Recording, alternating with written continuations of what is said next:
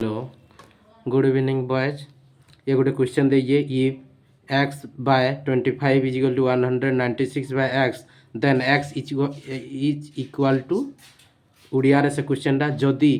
X by 25 is equal to 196 by x तेबे x रो मूल्य केते बेला आम आंसर बाहर करमा। बर्तमान क्या करमा एक्स बाय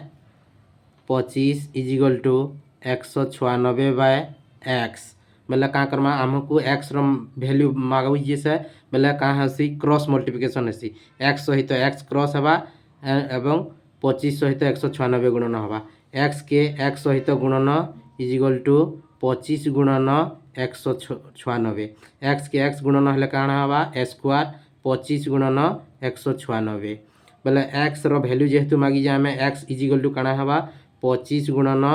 196 वर्गमूल बेले 25 कार वर्ग 5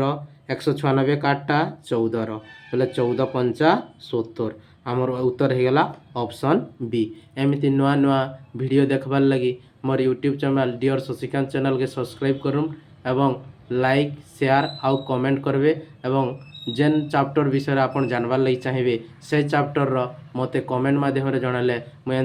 नुआ नुआ वीडियो आपन को आनबार सहयोग करमी।